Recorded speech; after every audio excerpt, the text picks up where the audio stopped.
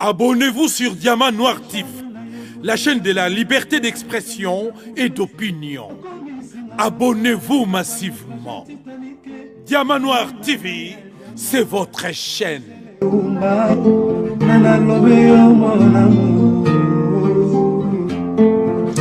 Téléfortifia de mon corps en cas de rechute. Alinaka na bondela kailo kola bébé ya moi.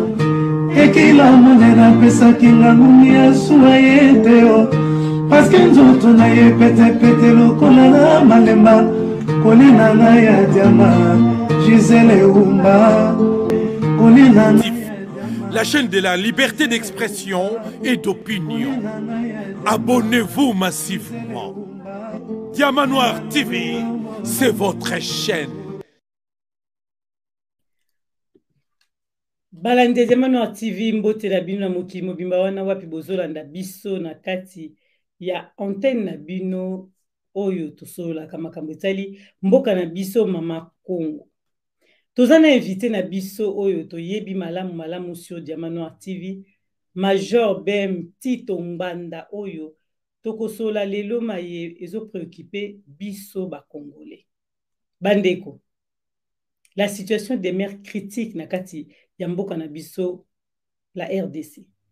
Peuple congolais dans la nuit du vendredi au samedi, ba milice ya Kodeko ba outi ko enlever 12 personnes tokosola ngona Major Mbanda tokota dont 2 chefs d'avenue de la commune rurale de Mongwala et puis au Nord Kivu na Bunia, donc Nord Kivu. Peuple congolais baza kosilisa peuple congolais oyo tozo sola na poko na lelo tozo kende wapi na kati ya mboka na biso to yamba Major po to sola ndelongo na ye maye mazali koleka na kati ya mboka na biso.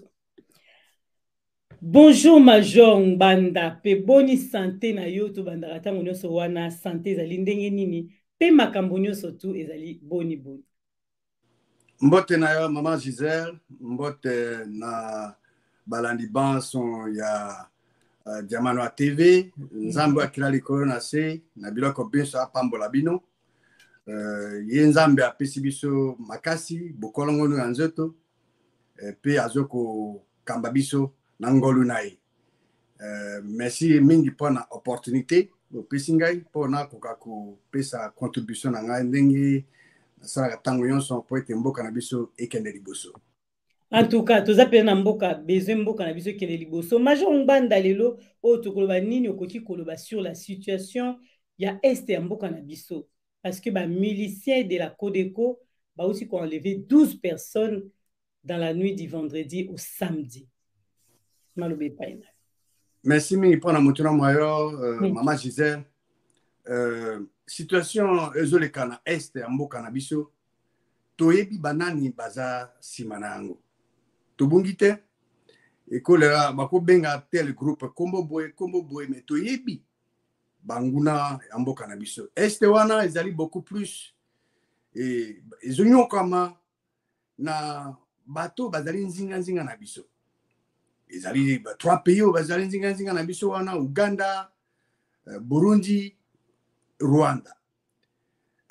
Bazana bato na bango wana okoko benga kombo M23 to nini me bakolo nango bazali Kodeko bakolo nango bazali ndenge nalobaka toujours que tozali na force de l'ordre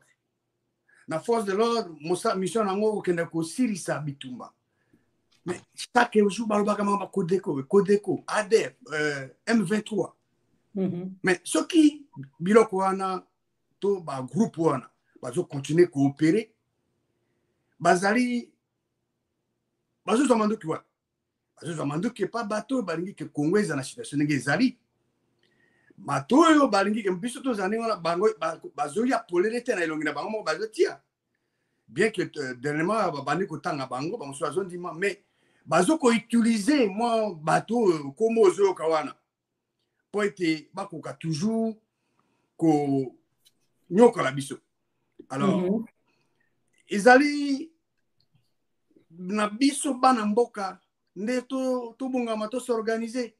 Ouais. Tant que nakati na ba force de l'ordre ya biso Tous en même bateau. Tous en a ennemi. Et là, on est aussi la tête. Pour ici, là, il faut, na côté na biso ska, force, tout na biso bazali, banguna balongwa. Solution, il faut banguna balongwa na katikati na biso. Alors, tant qu'on kende ko attaquer bango, bon, ba cause information sur biso te. Mais tant que to kuzawana na bango ensemble ko simbate. Mais sengeli pe eloko mususu yango bande ko bazali sur place na mboka ezaba bazana na musala soda oyo bana mboka ya solo esengeli pe balakisa bana mboka comment bako se défendre ezaka te que à chaque fois bango bazoya bazali inquiété te bazosaka ba dégâts bazokende mais ba moyen ezali oyo ke bakoko pesa pe bana mboka bayekola lolenge nini bakosala po ete ba se défendre à chaque fois que ceux qui bato baye kokende na bango perte munene ba influencer bango pe perte munene. Alors pour bazonga bako raisonner même cette fois wana ezali na bandeko bazali sur place na mboka ezate ke basura ba tango no présent pour ko protéger pour ko défendre bango. Mais comment ko équiper bango ko pesa bon instruction ma ko ki oyo ba tactique bango ba ko yeba ba s'organiser pour ba se défendre kuna.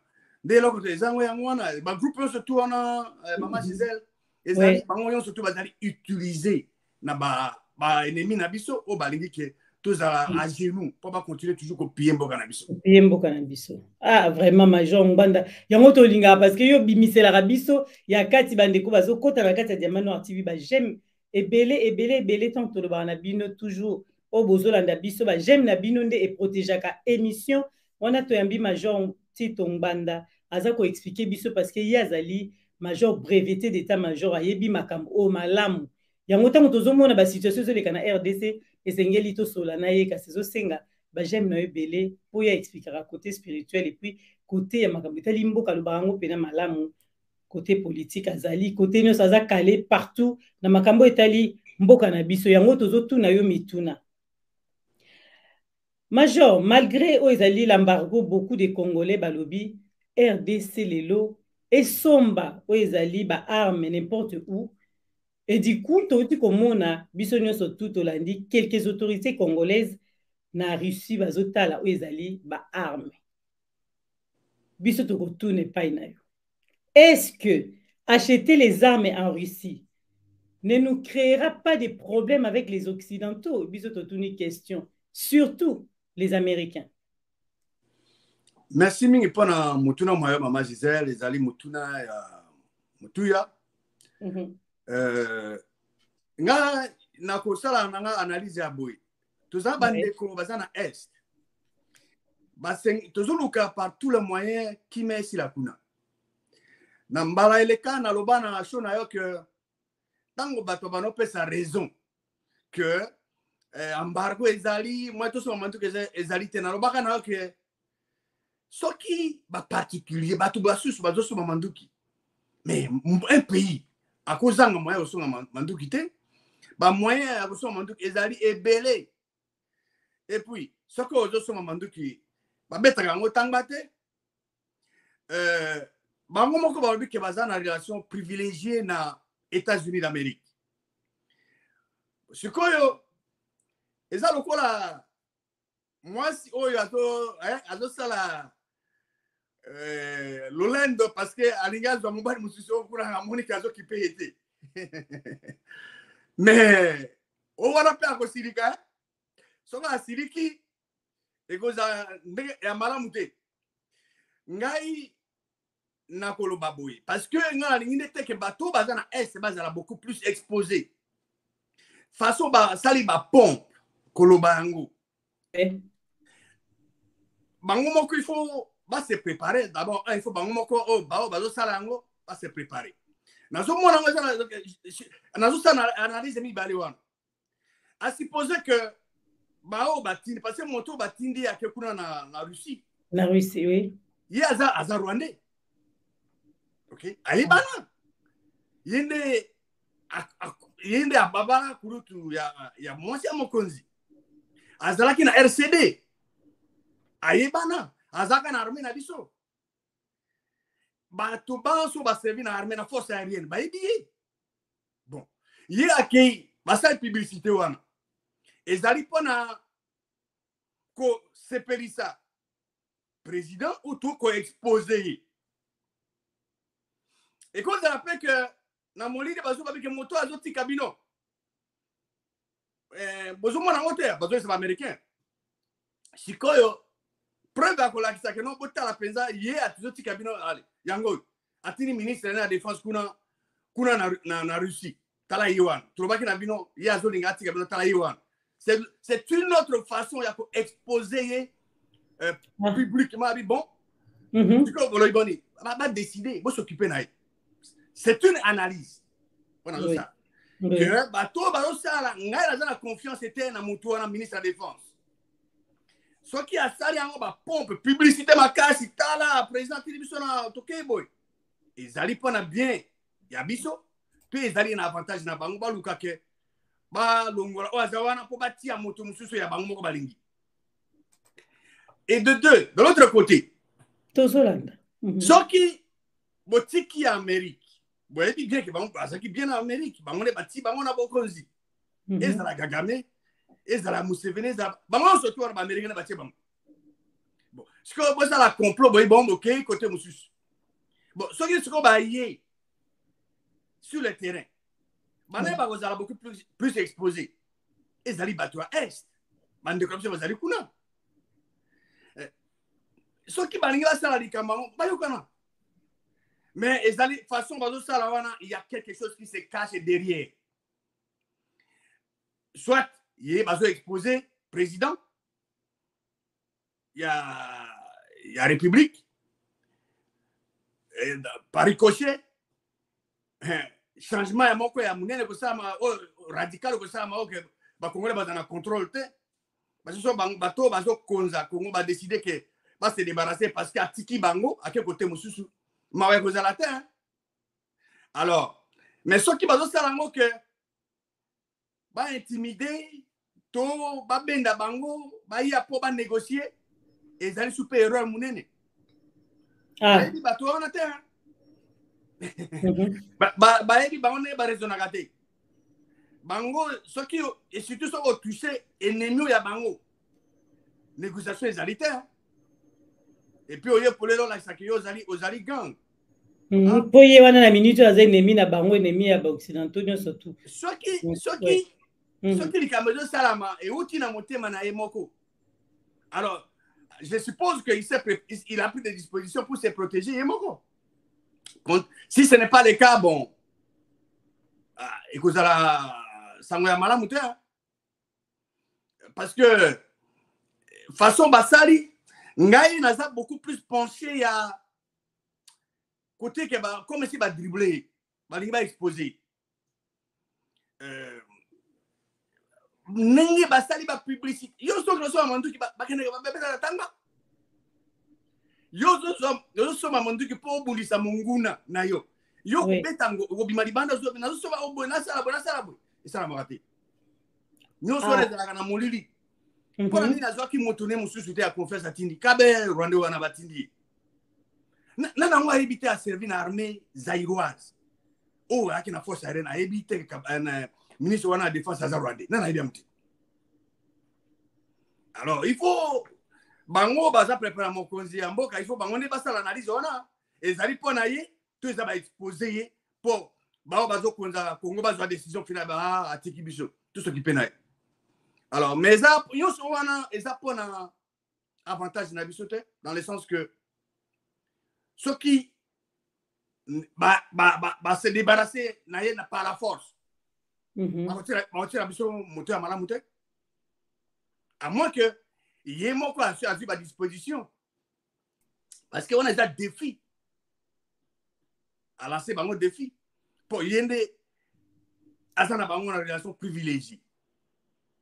Pour nous qui n'est pas dans Bangwa, va passer ma coquille. Réponse est les années. On a le bas déjà. Bateau yo baza sima. Ya makemo sur le canal est. Tu na RDC. bangone bakoya na solution T. Solution ko te pas na bango te ezala nani organisation nini solution T mama Gisèle solution en mboka na biso alobango mbala na mbala ezali biso bana mboka tozonge pa nzambe ya solo to compter sur ye to compter sur biso moko bana mboka na besoin ka ba action na bo s'organisaka pour ete to libérer mboka tant que ça mité ou que na Russie c'est bien to que na les États-Unis c'est bien mais c'est ça la solution biso moko donc et là on est empêché biso de l'armée à makasi ba ressources de na mboka to côté armée na biso moko ngai ko s'appuyer na telle ou telle force ou telle organisation et ça solution durable te pas na mboka na biso solution durable ya biso moko il faut biso moko to s'organiser biso moko bana mboka ba paya bazala na katité comme ça tango togo ça ba toujours ça la ba attaque toujours ça la organisation na biso makambo na biso ba ennemi na biso bazana accès na ngote mais tant que toujours s'appuyer tel pays telle organisation tel motonde à la solution toujours tourner au rond tant que toujours ignorer mokeri ali kolo na sa pesa biso mabire wana to ko tourner kaka au rond jusqu'au jour où toujours ngai pas vrai Dieu exemple les ali na kate le banzambe bana Israël batango na Égypte mais Moïse a qui prêt à libérer bango tango na 40 ans ba minimi ba nana ngati yo mukozi ko na biso Moïse akimi akena manja pendant 40 ans mais ezaka le même Moïse nzamba zongi saka mais avant Moïse azonga bango ba gangi et pas nzamba bango ko résoudre ngote ouais mais tango ba gangi elenge ba tango ba sambelaki nzamba yoki nzambe azaka toujours na chaque génération a préparé toujours bato a préparé déjà Moïse déjà ndé akende ki délivrance salami to tika et là on a tout s'appuyer na terre tout c'est-à-dire parole de Dieu le dit que l'homme qui s'appuie l'homme qui se confie dans l'homme est maudit mais l'homme qui se confie en l'Éternel est béni donc nyonso do sala so que ezali toujours se confier na nzambe mokili ali kolona se o ya pesi so mabere mana bénédiction ezali succès ezali mais ce qui biso de mona que tel pays telle organisation tel bateau tel mutu toujours ignorer nzambe to ko tourner kaka au rond jusqu'au jour où to ko zonga peto ganga vrai ko ganga ya solo izaya o ya nyamu nyamu ko ganga penza ya solo o wuti na motema et pas vrai Dieu des solutions que mona obike makambo tozotuna biso tozotuna motuna parce que eza makambo ya makasi oyo tozomona ke na RDC makambo ekomi pito pale kote nyonso tu ndenge makambo eza kokendela ezokende penza malamu te yango esengana na biso totunaka bino bato boyebi makambo malamu Major Ngwanda yebisa biso nanu les opérations conjointes ntango tozoloba des armées esalemaka ndenge nini parce que biso lelo tozolinga to comprendre et pourquoi pourquoi na RDC malgré cette opération conjointe avec les armées, avec l'armée ougandaise, voilà, na armée kenyenne, burundaise, ainsi de suite. Mais tout le monde a toujours insécurité, wana oezana est et ambo canabiso, et aussi la ils ont continué kaka malgré cette opération conjointe. Et ça les makandengeni. Na ba pays maman merci mingi maman je disais pas na motuna moyo. Ba opération conjointe, opération militaire conjointe. Oui. Na ba pays mosusu eza boyokani eza loko eza la kana sécurité eza na sécurité eza ya biso to surtout ka armée ougandaise kota accord ngolo banini nana ngayebi toko ngamo benga nini opération conjointe on les ali arrangement entre oazo kamba Congo na Museveni parce que même kuna na parlement ya Uganda ezalaki problème munene alors ezali arrangement très bango ezali opération conjointe te bunangana ekoyaki na bana basalisaki mais ba troupe ougandaise baidaki mais mboka wana c'est pepe na Uganda mais bana baza wana ba Rwanda bavandi wana alors comment yo biko bezo ça opération conjointe bato baye bavandi pelepe na yo ozaka na frontière na yo olobake tobeza na opération congé te eza yango te. Mama Gisèle na ba mboko ezali organisé soko ki ono opération congé c'est pour une durée bien déterminée. Ezalaka indéfinité. OK, bazo osala na oki baosa ba troupe ougandaise ba ko ça relève. Oui. Mais ça ne baye na bango bavandi. Ezali susu yango te za bazo ko sabiso na ba terme. Te wana ezali opération conjointe te. Ezali opération ezali bayokani bakozimi bale. Félix na Gaguta kuna ngo bayokani na bomba sama kamona bango. Parce que bayo ba sa victime ezali bana mboka. Mboka eza comment bozo sala opération conjointe. D'abord un to ebaki te nombre ya basoda ngo bakuta na Uganda bakota. Mais bozo ko ko si sa bitumate pona ni. To zongi lisusu na même kamona utakoloba. Soki ba force de l'ordre. Bango ne bazana manduki. Bawo ba uti na gouvernement ya Uganda. Na gouvernement na mboka na biso. Soki bazo koka. Kotia ordre te, kotia kimia te. Ilingi koloba na kati na bango. Côté ya troupe ougandaise côté na biso côté ya bato bazo na force bango nde esika ba ennemi batondi. Bon, na rami na biso ba Ugandais bazali, ba Rwandais, ba Burundais. Parce que afdelo akotaka ezalaka composé ya ba pays on a misato. Bazali. Donc pona ngai batika koloba makambo opération conjointe. Malo bande ke ezali arrangement o esalamaki entre ba président na bango ya bato ya ba président pour être ba continuer toujours ko tia Congo na se ba ko toujours ko piller. Mais ce qui ozolo ba truka uta na Kenya tel pays ko ya mama je ba ko ya te papa pesa Kenya na RDC. Mais to comme attaquer exemple ya troupe ONU ya ONU ezakwana o ezawana plus de vingtaine d'années. Mais bazali mieux équipé que ma troupe ya Biambo na biso. Bazana ba drone, ba avion sans pilote, bazo komona makamuzo na terrain. Mais ndenge nini basi saka bitumba te. Toujours quand même logique wana. Ce qui ba force oyo batinde na est kuna bazo sisa bitumba te ningo lo bana kati na bango ba ennemi bazana kati.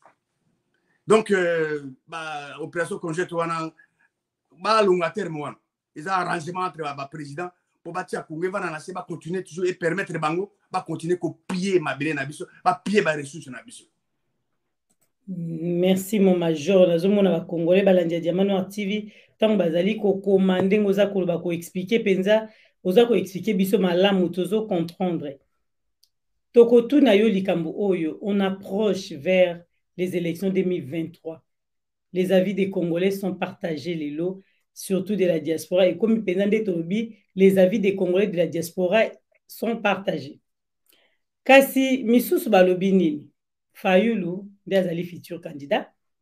Ba misusu côté misusu moni balobi que Dr Mukwege, mais une grande partie balobi pas des élections dans un pays occupé. Motu n'est pas inayo major Ngwanda.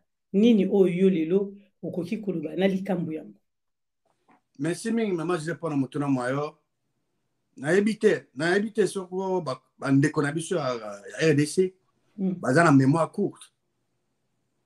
Na 2006. Na gagné ka ba élection.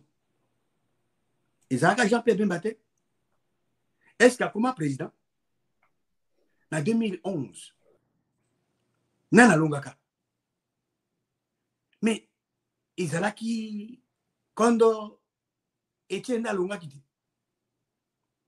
Na 2018. Nana longaki. Izaki Fayou. Est-ce que ma pesa ki bokonzi? Pour nini bato ban son yo ba gagner ba élection ba exercer fonction na bango ya ki présidenté. Po ete mboka na biso ezali occupé na ba ennemi. Po ete ba banguna na biso baza na mboka na biso po ete batika la seko na seko wana iso basala basalisa eloko moko ete balalisa peuple congolais pongi. que basali soi-disant élection. Alors, ce qui moto, o azali conscient, congolais, o ya yebi situation en mboka na biso. A yebi que ba payande bazana ba poste clé ya mboka na biso. Ba yebi ete mboka na biso ezo konzama parti ya libanda. Congolais nyonso aza conscient ko linga te ke ba kende na élection. Mais tango Hitler azali ko dominer, na mboka ozali na France, est-ce que ma pays wana bazali usaza ba élection? Te ba oyo bazolinga ba kende na élection, balingi ba cautionner mabe, balingi ba participer na pasi ya bana RDC. Bazo contribuer na mabe. Élection mon côté ko sala na RDC. Oyo mwana oyo alingi mboka. Oyo se compromettre te akoma mokonzi. Et ko sala mate parce que ba nguna bazawana. Ba vandi. Ba omona est-ce que omona ba ngaba bimaka libanda? To na ba télévision, ba lo ba sala te. Ba utiliser ka bana mboka. Mais bana mboka bazo utiliser bazo défendre bango bazo lo ba bazo sabilo ko wana. Babosa na teke mboka ego bonga. Oui. Ba congolais babosa na bango te. Même bango moko wana ba nguna bazo utiliser bango. Tant ba utiliser bango ti ba ko sukola pe bango te pour tracer longwa. Ah, donc boy ba utiliser bango te. So ba éviter. Bazo trahir. Mais trahison. Peine na ngo ezali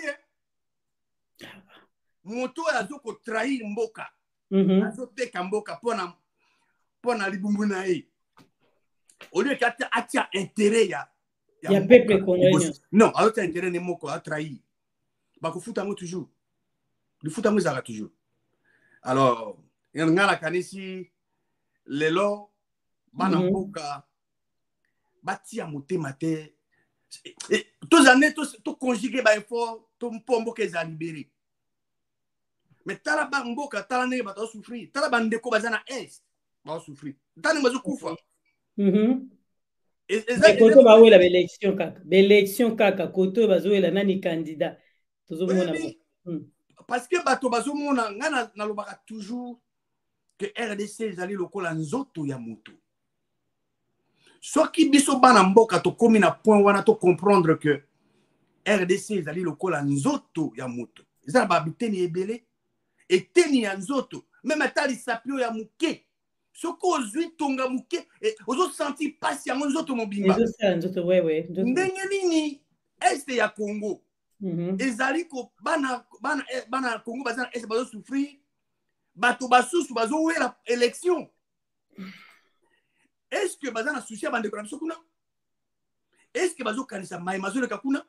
Mon Congolais a pesa conscient. Voilà l'ingi que situation mboka c'est bon. Yé a kolingane que bato trouver une solution na likambo ya est. Bande kona biso bazo bakuma na kimia. Ba jouer na ba ressources on tamba tina mabele mana. Au lieu que to focaliser maïne na biso na ba élection. What is la distraction? Solution et ils ont maliboso pour la bande de corruption bazana est. Parce que bazo fait partie en Mboka, partie intégrante, il y a RDC. Mais eteniwana, il y a RDC. Et ça va souffrir. Alors imaginez nous autres nayo. Na pese exemple quand il s'appuie à Mukeo et Zutonga. Au gros capable de voir. Quand les sapinés zali, tout koyo ka passe nous autres mobimba. Ça devait être comme ça. Tous les Congolais devaient ressentir la même peine et prendre des actions pour être bande konabiso au bazali kona na est bango pe ba bénéficier na kimia mabelo wana nzamba pesa bango il faut pas jouer na yango. Alors tout tika makaba élection wana bato ba se mobiliser au contraire ba démontrer que élection talabana 2006 oui bisoto et le moment de ça la maté bato bana mboka bazo gagner ba élection mais bazo voter bango yango.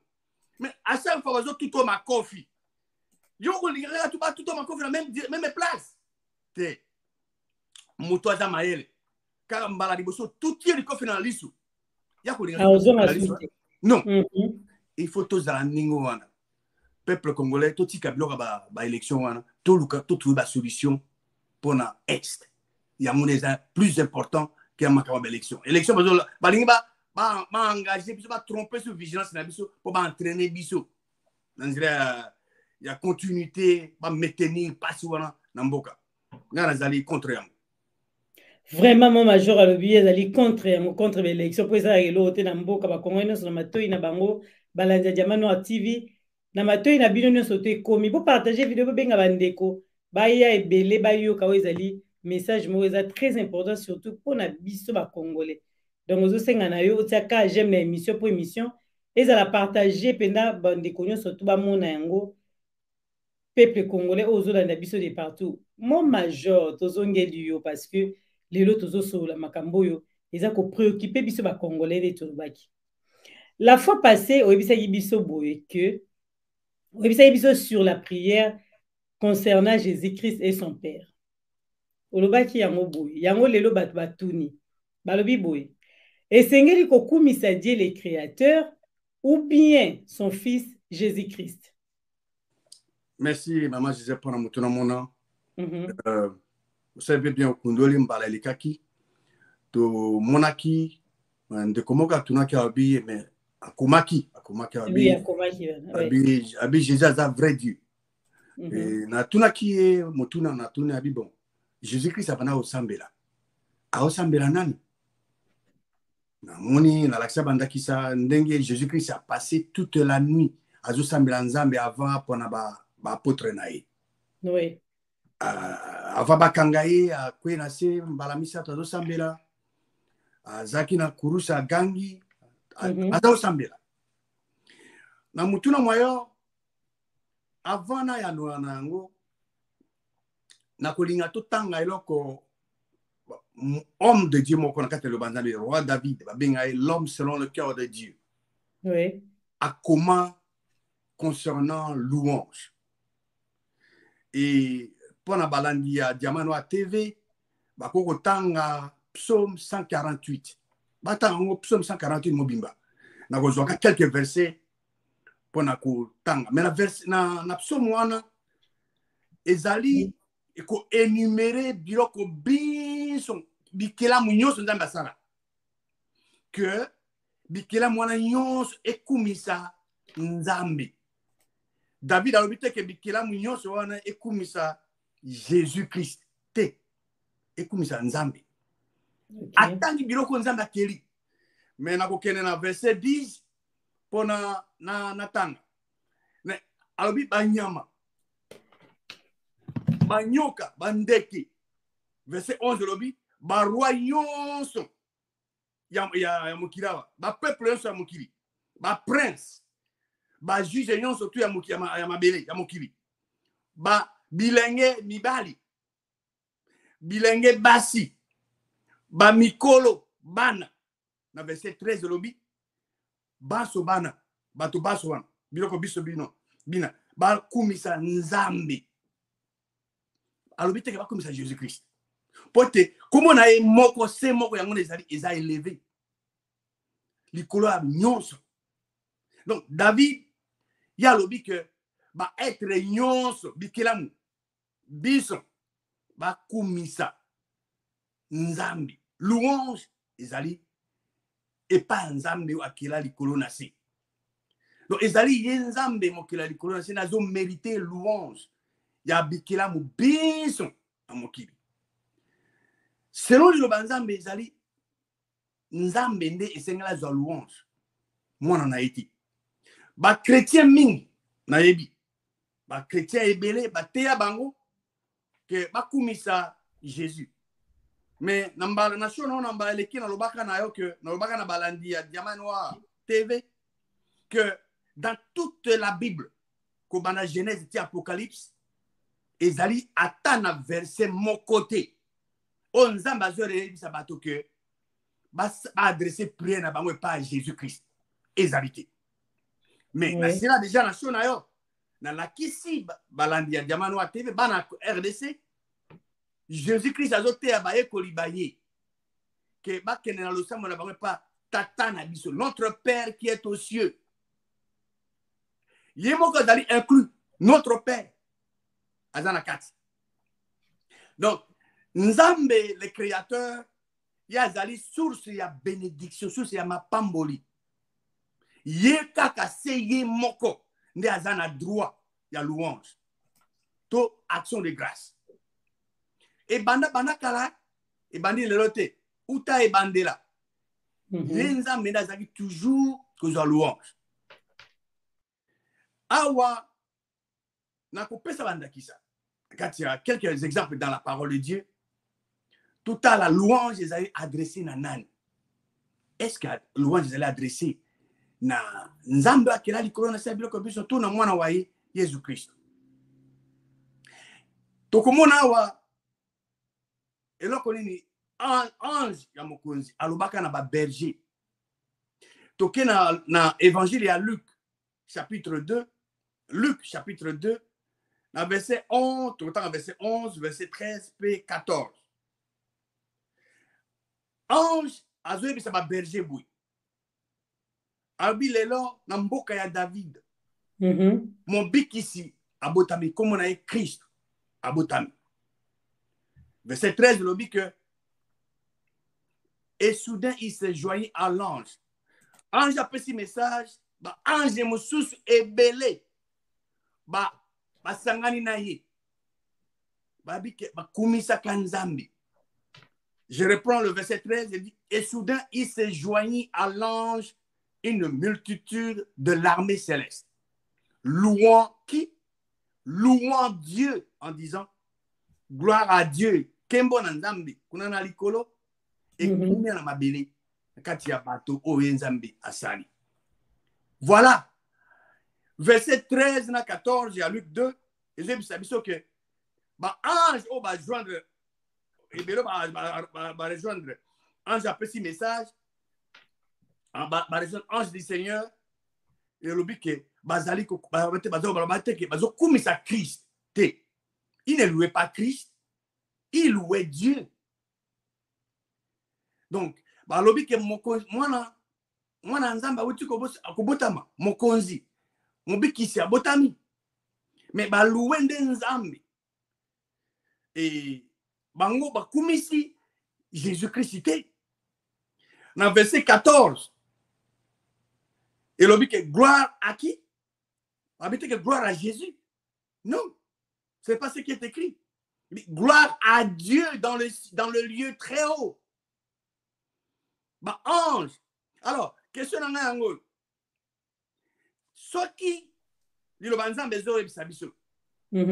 Bah ange, bazai ko louer nzambe. Tikoyo bateau, moto, alobi que non. Et sengeli tout louer Jésus. Na ba ange o ba to louer nzambe azali kolo na bato o ba bike ba louer Jésus. Ba nana zo buka lokuta. Ezali ba ange de ba buka lokuta o comme ça nzambe tout moto azolo bake il faut louer Jésus. Réponse ezali claire. Nangani si ba ange va se tromper. Ba ange ba zo louer nzambe. Ba louer Jésus-Christ. Louange na bango ezaki adressé na nzambe mokeli. Bon. Mais question, quelle est la raison? Oyo, ezalaki que ba ange ba louer nzambe mokeli. Quelle était la raison? Jésus-Christ ou uta yobota mande azali raison. Ya louange na bango epa nzambe. Jésus-Christ azalaki plan ya nzambe pona mokili ebikisama. Bah, Jésus-Christ était la raison principale. Oyo, on va louer nzambe mokili. Tango basi si déjà que l'on a inspection, il y a ange, bah moni Marie, bah moni Joseph na Jésus, bah berger, bango pe. Tango ba longwe, bango pe baza déborder na joie. Basali nini, bah adresser peu louange na bango et pas nzambe. Ba adressa qui louange na bangote et pas à Jésus. Hein? Ba berger, ba adressa qui louange na bango et pas na. Louange na bango et pas nzambe mokeli. Dans Luc chapitre 2, verset 20, et le Bible. Et les bergers s'en retournèrent, glorifiant et louant Dieu. Il n'est pas dit que ba berger tant bazo zonga bango bazo kumisa Jésus. Non, glorifiant et louant Dieu pour tout ce qu'ils avaient entendu et vu et qui était conforme à ce que leur avait été annoncé. Non, non, annoncé que pas bango ezaki ange. Nzambe o akeli ko sati na ange. Après si message na ma berger. Bokendi. Mon biki si abotami na mboka David. Baki selon instruction il y a ange. Ba moni. Mais ba ange doit appeler ces messages. Ba ange le musu ba joindre la parole de Dieu dit une multitude d'armées. Ba rejoindre baza ko komisa Nzambe. Ba berger pe na tour na bango na bozongaka. Bango bazo ko louer Nzambe. Donc la parole de Dieu dit glorifiant et louant Dieu pour tout ce qu'ils avaient entendu et vu. Ba komisa ki Jésus-Christ. Bango ba komisa ki ba pesa ki louange na bango te pas Jésus-Christ. Mais et pas ya Nzambe mokili. Même na vie ya na bon moins. Ya mokonzi na biso Jésus-Christ anasi. Nzambe mokili a toujours continué que la louange. Et ça qui était. Mamakamu mingi Jésus-Christ a sali awa aussi. Et zo kamu sabato. Mais baza okumisa était. Baza okumisa tata na ye. Tango Jésus-Christ a bikisa ki un paralytique moto de tambolati. Nana zo ki kembo. Jésus-Christ a ki kembo te. Et ça qui tata na ye o akela likono na sena zo kembo. Matthieu chapitre 9. Dans Matthieu chapitre 9, verset 8. Tango bato bamoni yango, quand la foule vit cela, bango, bobang Jésus bango. Et bakumisi Nzambe. La parole de Dieu dit, et elle glorifia la foule, glorifia Dieu. Oya pesi bato, pouvoir en dengoan. Jésus-Christ a bekisi moto, a bekisi moto, a zaki na passe. Kembo eke panan. Kembo eke pas Jésus te? Kembo eke pas tata à Jésus? Nzambe wa keri koronase. Bato ba kumisi Nzambe, ba kumisa Jésus-Christ. La foule glorifia Dieu le Créateur et non le Fils du Créateur. Ce qui guérison est authentique. Ce qui guérison est authentique. Kembo eke toujours et pas Nzambe ya solo.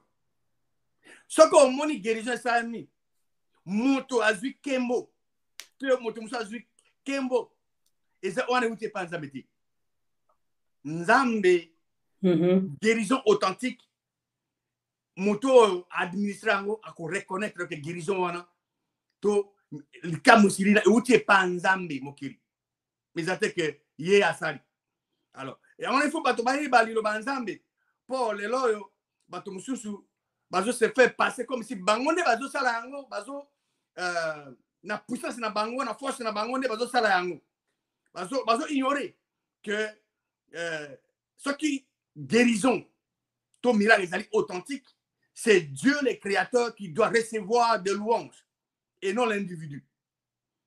Et yango il faut balandi ya demanoa TV na ban RDC ba fungula misu et ba fungula misu non seulement ba fungula misu mais verset où il y a Acte chapitre 17, verset 11, ils ont toujours na maïla bango. Bazala tango yonso ko yoka lilu banzambe na lombango, mais il faut toujours examiner ma commis pour batala été maïe bazo ko bisa bango ezali ya solo. Jésus-Christ a ko manifester puissance nzambe. Kasi kembo ezo ke ne pas nzambe mokili. Bazako kembo ezo ke ne pas na été. Il y a opéré puissance sur Nzamba pesier. Tembo ezokende epa ya Nzambe.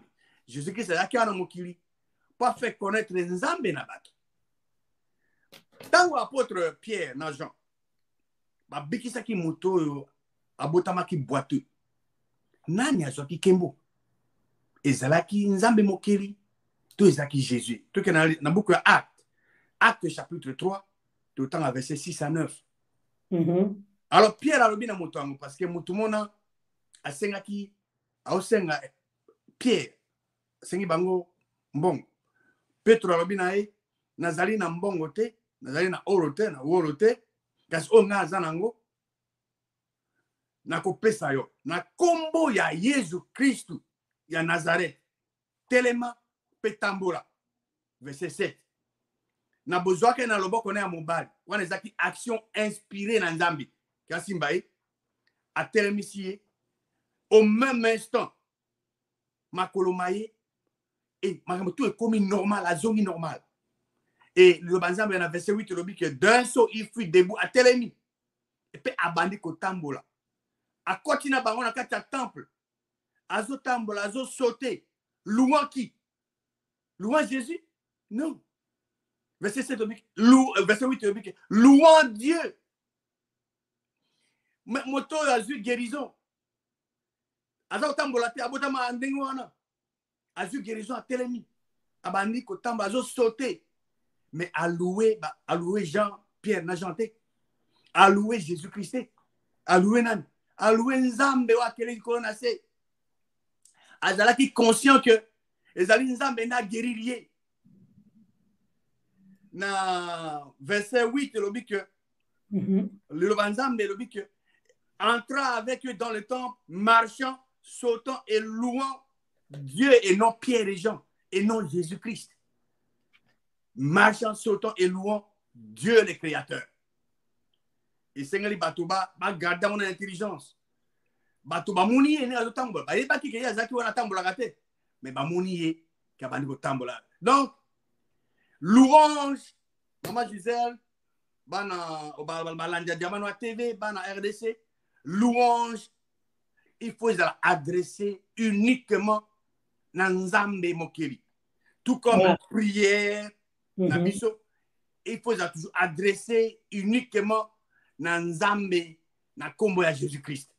Jésus-Christ, yé moko azaka na siawa jamais asenga ba adresser prière na ye. Yé atea ba ye ko ba ye ba kende na losamo na bango pa Nzambe oza olikolo.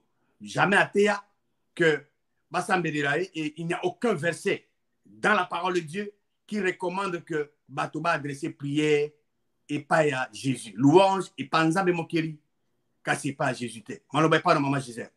En tout cas, explication eza ba congolais ba yoki na matoi na bango donc louange eza to sambela nde pa ya Nzambe mokeli et pas ya Jésus te mais na kombo ya Jésus nde.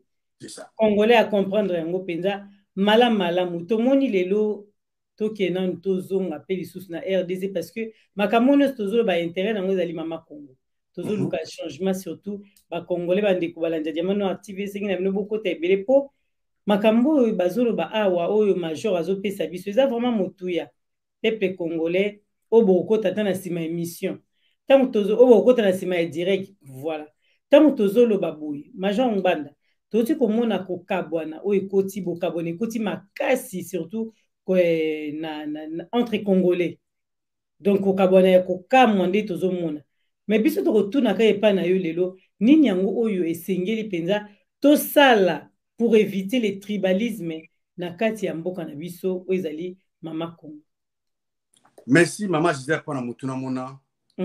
Ezali mutuna ya mutuya. Ezali moni na mboko yo zali, na mboko nga na zali. Ba loi bato bazozwa eza pona ba mbeba ezo salama. Po te ba profiter na yango. Po mboka na ba kene liboso. Oko liboso oko po bazwa loi par exemple nini ko telema na mutuka. Bato bakufa ebele hein. Alors est-ce que ba pesa priorité na bato ya makolo. Yo na mutuka il faut tika priorité na moto ya makolo aleka. Yango babi bati signe ya stop. Ba loi na bamboko tozali ezali ezwama pona bien ko protéger population pe po ete mboka ya avancer.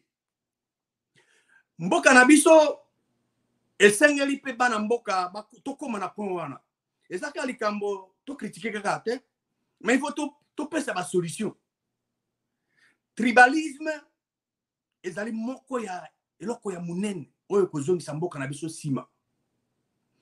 Alors pona nini esengeli to trouver solution pour le tribalisme.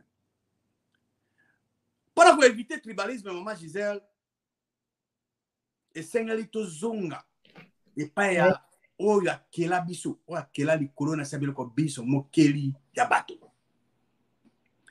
père ma principe ya lilobani si tu prends mboka na biso RDC tozali unique hein tozali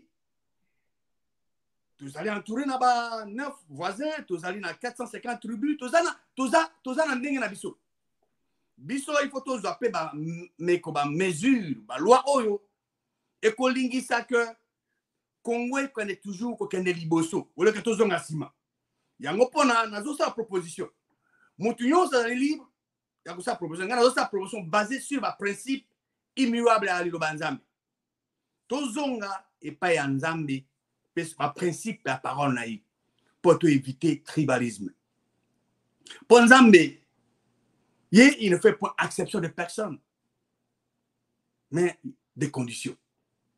Dans beaucoup de Deutéronome chapitre 4, Deutéronome 4, verset 5 à 9,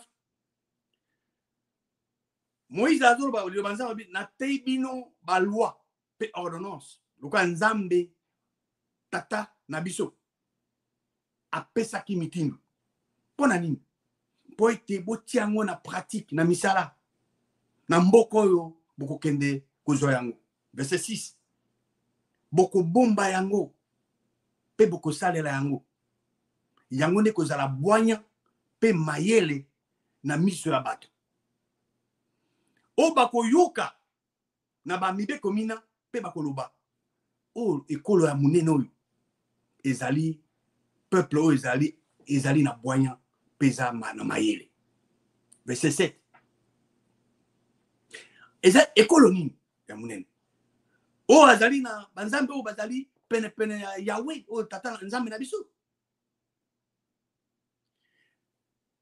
o ko baba za capable ko invoquer. Verset 8 lobi que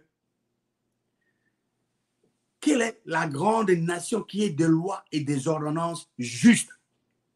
Oebi liloba nzambe Maman Gisèle balandia Diamana TV liloba parole de Dieu ezo contenir ba loi pe ba ordonnance ezali juste. Oyo omoni na sujet nyonso na vie. Ouais. Na sujet moko ya bomoi. Soki nzambe ase alobi le débat est clos. Soki olingo mona résultat malamu sala o nzambe alobi. Soki olingo vivre ba conséquences sala le contraire o nzambe alobi. Parce que mokeli alikona ase azali omniscient, omnipotent, omniprésent. Ayebi passé, présent et avenir. Ba loi nyonso atia pona bana baye eza pona bien ya bana naye. Mokeli alikolo na se akosenga jamais na bana baye basala likambo bazali capable ya ko pesa aweb sa basala loko aweb sa jamais ba basala eloko yo baza capable osala ngote. Non. Donc biso il faut na ngana zo batozonga na parole na epa yenzambe pe na maloba mai parce que liloba nzambe ba ezo contenir loi o na ba ordonnance juste. Aso to saleli yango et ko mema biso et ko to ko éviter makamebiri. So to li vraiment to trouver solution na tribalisme. Oui. Oyo ezo ko faire régresser mboka na biso sima. Ezo zo na biso sima. Pour comme ma casse, oui. Et sengeli to zonga et pas vrai Dieu pe baloba maloba mai. Pona nini? Poete nzambe mokela likosa za fidèle. Ye agadaka toujours alliance na ye. Ce qui aussi osali alliance na nzambe vrai Dieu. Ya ko violer alliance na été hein. Nzambe mokeli azali montute pa kosa. Batone ba kosa. Mais ye vrai Dieu. Akosa kate. Soka elobi likambo. Elo kone ko sala matango batu ba kondima ngo ba ju action ba salela. Et ko sala toujours. Il ne m'a point. Donc nzambe mokeli alikolo na se tata Jésus Christ azali digne à confiance. Toujours. Pour être fidélité na ye échange akati. Ye zateke lelo azapo na yo lobi non. Batone ba change akati. Nzambe a change akati. Fidélité na ye échange akati vari akati. Dans Deutéronome 34, pardon, Deutéronome 32, verset 4, tokomona wa nzamba zolo balikambo ya fidélité. Deutéronome 32, verset 4, nzambe azali libanga rocher. misala miaye ezali parfait. Omoni misala ya bato ezaka parfait hein. Mais oya nzambe ezali parfait. Ba voyons surtout ya nzambe mokili ezali juste. Ya moto ezali juste te. Mais alors ceux qui voient nzambe ezali juste. Ceux qui ba misala ezali parfait. Ba œuvre est parfaite. Mais autant meto landayi. Azali nzambe o azali fidèle. Azana lisumu te. Il azali droit, pas azali juste. Parce que tout le monde il est le rocher. Son œuvre est parfaite. Car toutes ses voies sont justes. Alors, biso, tu es azali fidèle. Et un Dieu de fidélité sans infraction, ni déviation. Il est juste et droit. Yangwana, ce que tu as évité, tribalisme, parce qu'il ne fait pas exception de personne. Tous ali na nzambe mokeli o azali fidèle, o azali sans infraction, azali parfait. Ma voix azali parfaite. Dans verset dans Deutéronome chapitre 7 verset 9 il dit que yiba que kolo nzambe na yo azali nzambe. Azali nzambe, azali fidèle, ou abomaka alliance na ye et ngolu na ye miséricorde na ye jusqu'à la 1000e génération envers ceux qui l'aiment. Moni ngolu nzambe miséricorde nzambe vers 1000e génération na ba oyo balingaka ye. Alors ba o balingaka ye te ba ko bénéficier na ngote ba bazo boma mibe ko miaye pe bazo lingayi. Na Psaume 89 verset 34 nzambe alobi que ako violer alliance na yete.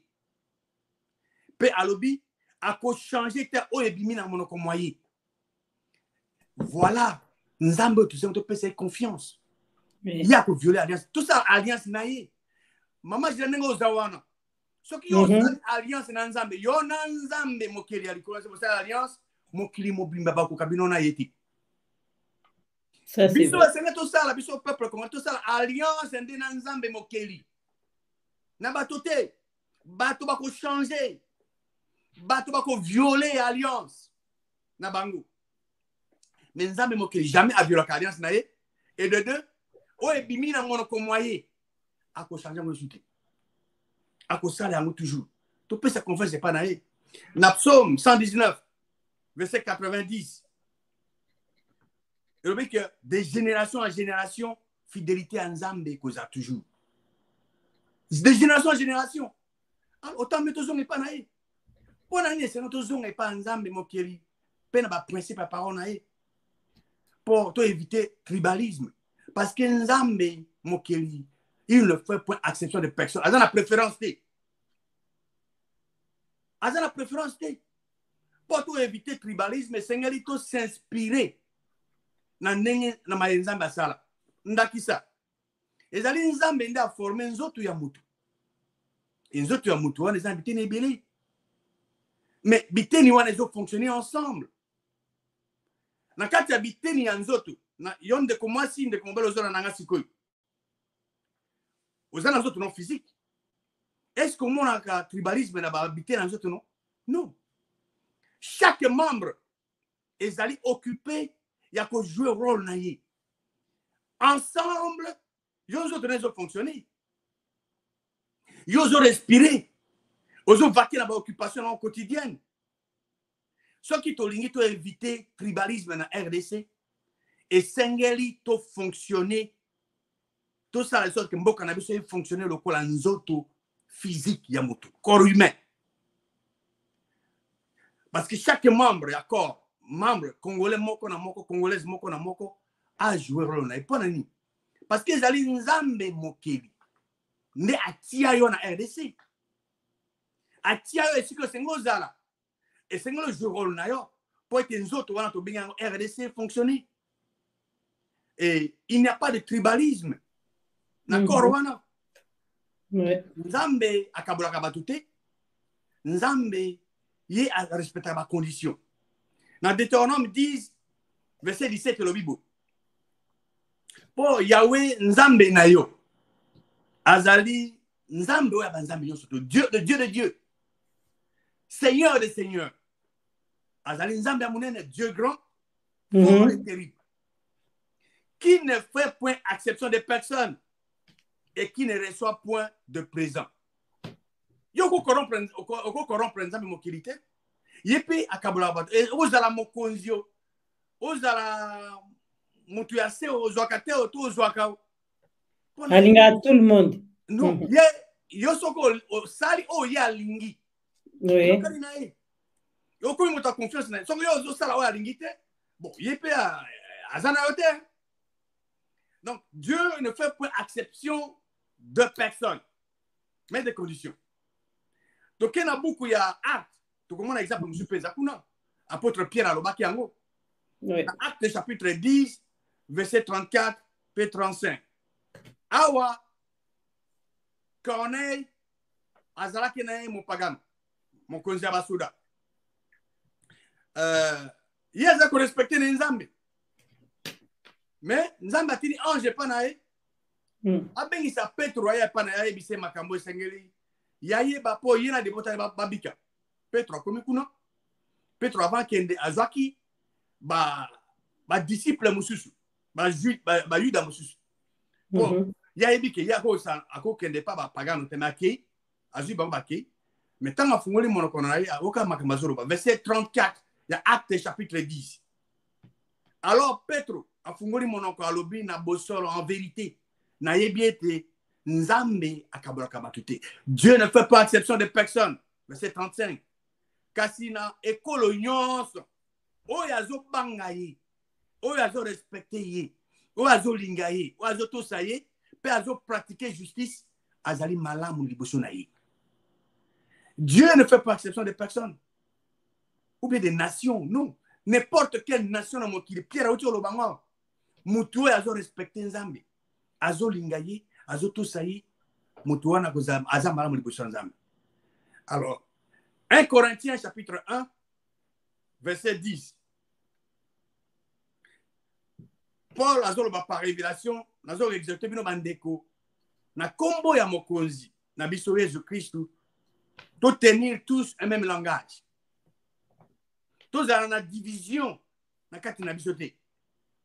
Kasi tous à la parfaitement unis, na mayele moko, pe na sentiment moko. Verset 10, il y a 1 Corinthiens 1. Nzambe azo exhorté biso. Et là, quand il y a tenir un même langage. Et ça fait que, bandeko ya est, bango kuna balingi ke, MONUSCO ekende. Po ba moni ke, mbeba ba osa kuna. Bato musu oh non, MONUSCO tikal. Toujours ba même langage te. Bato ya est, balingi te élection za. Bato musu il faut élection salam. Tout tenir même langage te. Et là, quand il balé, tous dans la division, dans la division, normalement déjà, vous n'avez pas ça pour nous embêter assez. Pour assaimer confusion, il y a régné. Nous embêter solo, il y a une unité, tous dans la unie. Division, et zone, on les embêter. Et là, comme ça, tous dans la parfaitement unis dans une même intelligence. Et alors, comme ça, tous dans la parfaitement unis dans le même sentiment. Et là, on ne peut permettre de faire comme ça, mineur. Qu'on parle le même langage, qu'on évite division, qu'on soit parfaitement unis dans la même intelligence, qu'on soit parfaitement unis dans le même sentiment. Et ça, boye biya lirobali anzambe. Ya monde ko lingisa biso, to accompli biloko minewa. Et ko senga biso to yeba liloba anzambe. Et là, ko nzambe alobi. To sali lango pour to éviter ma conséquence, il y a ma ensemble que tout ça va noter. Ce qui te vraiment éviter tribalisme dans RDC et c'est que tu été biso bao tout ça de sorte que mboko va fonctionner comme un corps humain. Je vais insister là-dessus. Dans 1 Corinthiens chapitre 12, 1 Corinthiens 12, et je biso rôle ya était ni moko na moko. Oui, ça décrit. Est-ce que l'itoy et koko lobake lokanga nazali lisute nazali na paranzo tout non et pesi ba elobi makambe belo bato balandi diamant noir bakotanga 1 Corinthiens 12 verset 16 à 21. Mais dans verset 20 le Bible. Maintenant donc il y a plusieurs membres et un seul corps. On a zoba RDC, tu les as aucun autre. Mais tu allais belé. Ba membre, tu as ba millions. Li ce que le bateke et le bana le bok. Ngana za besoin na yoti. To mutu le bana makolo, na za na besoin na yoti. Te, tout ce qui est bloqué wana. Soki to lingi to éviter. So to lingi ke mboka na biso ke na liboso esenga to ma ba membre nyonso to permettre de fonctionner. Tous en a préférence te. Moni Maman Gisèle, ce qui est là, yo zo tambo na balabala. Oui. Au monika ka loboko ka pamba ezo pimwa, loboko. Loboko a monté ezo pimwa. Est-ce que au kozala na esangota là comme moto ozane curieux, qu'est-ce qui se passe? Et ça normal te. Ouais. Na balabala. Au kamwa. Au kamwa. So monika mutu a monté ezo sauter, mutu ezo sauter. Au kimao. Oui, mais au moins il est dans le bord quand il est sauté. Et là, il y a une moussikate. Tout le monde pamba et une moussikate. Ce qui est un tribalisme. Ce qui est un tribalisme. Parce que nous avons Mungwandi. Nous avons Mungwandi partout. Et ça, nous avons Moutou. Il y a Moutou qui est en train de se faire. Nous sommes en train de fonctionner, madame Mouté. Et fonctionnait, oui. Et fonctionnait bien. D'accord. Il faut tout éviter, parce que Nzambe attire les membres à corps, et nous autres, fonctionner ensemble. Parce qu'on a conflicté, parce qu'on a préférence des athées. Alors, ce qui est un seul membre, ils ont souffert. Et c'est les membres qui surtout souffrir. Et là, quand ils ont souffert, na est, ils ont souffrir, mais ailleurs, comme si non, ils ont considéré non. Ce qui peut comprendre que nous avons formé un seul corps et que nous avons qu'est-ce que nous devons faire pour nous partir comme malam. Alors, biso ba congolais, bon, c'est ce que tu as dit. Et c'est qu'est-ce que nous devons faire pour éviter le tribalisme? Et là, on est les Sénégalais, ça pour éviter le tribalisme. Pour le tribalisme. Oui. Pour tout ça, yango. Oui. Et Sénégalais, tout zonga et pas ensemble mokili. Parce que, il est vrai Dieu, il est akabola kabatute. Tout ça. Tout ce qui est moto a joué rôle na ye. Et qu'on permettre biso, tout kende liboso, mokana biso kende liboso et avancer. Malheureusement, pas le moment, Gisèle. Parce que les lots tozomona les lots peuple congolais nyo surtout tozomona mboka na biso le lenge tozali mboka ezali occupé. Mais pour se libérer, comment le peuple congolais doit-il s'organiser? Merci mingi maman Gisèle pour mutuna mona. Oyebi que mon question wana eza lié na o l'équilibre. Oui oui. Ezali moka ba solution, il faut tout éviter le tribalisme. Okay. Mais comment s'organiser concrètement? Voilà, c'est ça. Biso, il faut s'inspirer toujours dans le principe de l'Obanzam. Moni, bato bazo luka ba inventer biloko mosusu menza, mokeli ya likolo na se abimisa biloko nyonso. Bato nde, ceux qui bazali humble, ba okene ko zo déjà ça rend disponible. Na beaucoup ya exode, maman Gisèle. Na beaucoup exode. Bokilo ya Moïse. Après ça, Tori, comment organiser par Israël? Donc, on s'inspire dans le et ça, dans le chapitre 18, Exode 18, verset 13 à 19. Mais, bon père à Moïse, tant que Moïse a sa misala, il a recevoir bateau. Alors, mais, où je salo, mais, Kokoka. Et ça explique ma camondenge, il y a salaka. Mais, dans verset 19, ya lobinebo yoka mongo nanga na peso conseil et nzambe azanayo zala interprète ya peuple et pas ya nzambe et puis o mema makambo ya peuple et pas nzambe. Verset 20 teya ba ordonnance to loi mibe kwa nzambe fait connaître ngo na bango nzila o senga balanda pelo ko se basala pona kana katikati ya bato bao bazali homme capable o bazo banga nzambe bazali intègre bazali ennemi à cupidité o tia bango likolo ya chef ya 1000 chef ya 100 chef ya 50 chef ya 10 et sengeli yango ba congolais bana mboka bisika nyonso bazali et sengeli basala ndenge wana bazila te que ça n'a rien à voir avec le gouvernement au cause de la avenue bo s'organiser na avenue na yo na quartier na zone na village na commune bo s'organiser na ndenge na onzamba lobiao tout otanga ou ko baptiser comme vous voulez hein mokeli mokonzi par exemple ya ngaba mokonzi mokeli ya matete 1 to ya ozone boti yango bo s'organiser comme les enfants d'Israël conseil G3 PSI ça n'a rien à voir avec le gouvernement parce que beaucoup violer la loi gouvernementale pour nani beaucoup s'organiser ningo wana pour permettre bino beaucoup pour bato critères za wana critères lobi que kupona basi to ba mibali o bazali capable o bazali compétent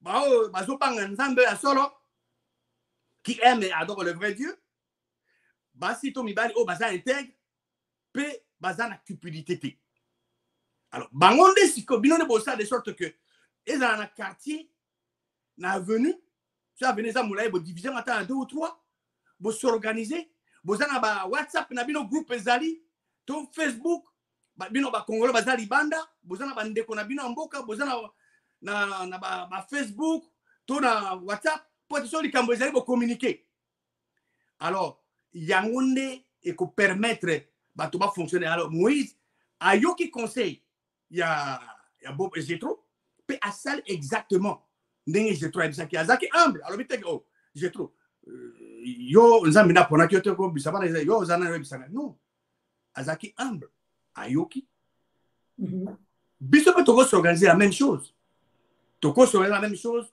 pour être tokoka ko gérer situation ya biso moko parce que ko permettre na groupe à 10 il y a 50 il y a 100 et ko permettre ce qui monte à sikaye to ennemi aye na groupe na sika na quartier wana beaucoup identifier na bato bazana ba village ba kosa de sorte que yango permettre bo bongisa nzela ya bino po ba mituka eleka bo zilate que gouvernement aya ko sala mo na bino mais bozo s'organiser et zo permettre bino bo sa communication sur les cambezali bo communiquer parce que radio télévision bazana accès na ngote bo ti structure o nzambe atia bo copier yango pour permettre bino bo garder contact entre bino ceux qui bolingo sala likambo bozana facilité ya ko communiquer et dans en dehors il y a gouvernement en dehors pour permettre bino bo so bozana likambo sala bo communiquer facilement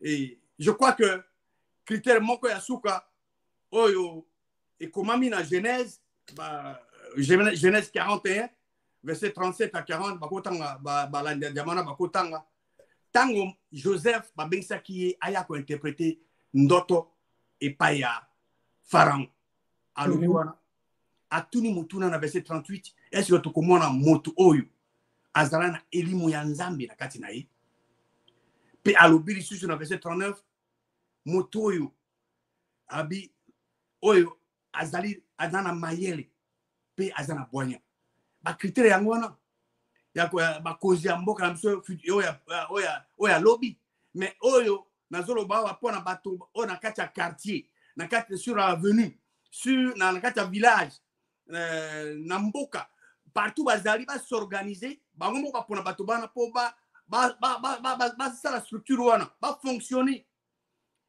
pour ko identifier ba ennemi o bazoya pour ko bongisa banzela na bango bisika na oyo za intérêt ya bato banson bazilate que gouvernement et qu'on permettre bango ce que les pays d'aller pas communiquer le plus rapidement possible et ça l'avantage est belé na ko énumérer ba avantage nous surtout à wate mais et ça l'avantage est belé ce qui ba lingi que tout s'organiser pour tout se libérer biso moko et sengel biso mo to bana déjà na niveau ya mike to zala to pona bateau to lingi o baza ba remplir ba critères wana pour tout s'organiser biso moko na ba quartier na ba village na ba localité pour permettre biso so likambezali to ba comment to ko fonctionner malobe pas na maman Gisèle.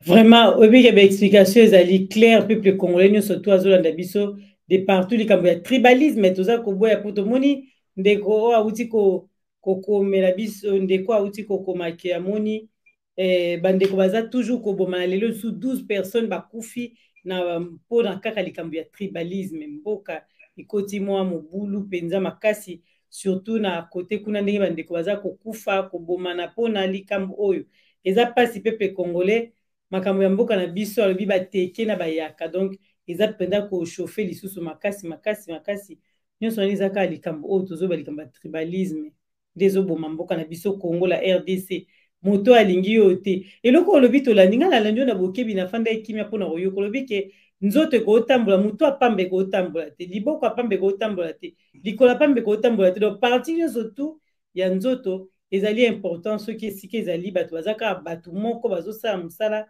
makambo osimba te oyo aza mayele a comprendre makambo oyo yo uti koyebisa biso na moko na lelo kasi major ngwanda peuple congolais alandi yo na bokebi soko olinga opesa bango ya motu na oyo nyonso tolobi na basujet nyonso totuni bakestion ebele makambo ya politike ya mboka na biso côté spiritualité tout ça oyo olobi lelo so balingi batikala nango ya motuya bakozwa nini na nyonso tu oyo yo olobi mpo nyonso eza motuya me bazwa.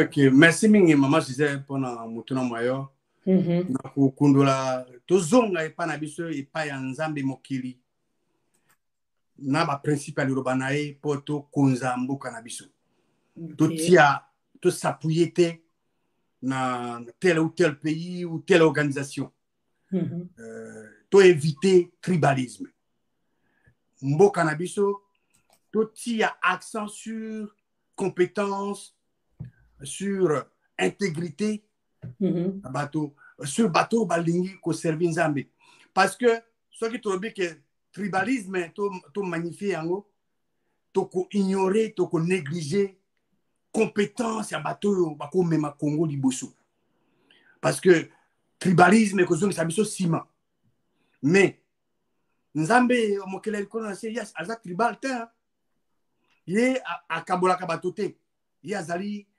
alinga ka bateau bazo ko respect ya respect ba condition ça veut dire que tout ça là tout utiliser bateau bazali capable bazali compétent na oba yebi tout ça on a place qu'il l'homme qu'il faut à la place qu'il faut mais tant que tu dois bateau wana to ko utiliser ba ressources nyonso ba tête nyonso mboka mboka yo keneli boso mais soit tozo focaliser na tribalisme mboka iko zonga simba to pesa confiance pas nzambe mokeli tozo ba action et yenge bene to s'organiser lokola bana Israël na Ezra niveau ba quartier niveau ba avenue na bamboka pour que tous en la possibilité à communiquer tango ba besoin et kozala. Merci mingi maman Gisèle malobe pano. Merci na yo major Mbanda Tito ba Congolais ba landio na boke binyo surtout na moni ba commentaire na bango mingi bazali kotuna ba question to ba soki émission sili comment yango na se ya émission na commentaire pende koza malamu po na mbala ya sima major ameka mpe ko expliquer bino na mituna na bino oyo botunaka toujours major ngwanda bazwa ndenge nini tozanga te ko ba yango na suka émission tozo. Merci mingi bao balingi ba contacter nga bako kenena Kedi la parole de Dieu na YouTube Kedi la parole de Dieu surtout pour na bao balinga ka français bao balinga ka lingala bako kenena puissance pour la vie de notre nation en sigle PPVN.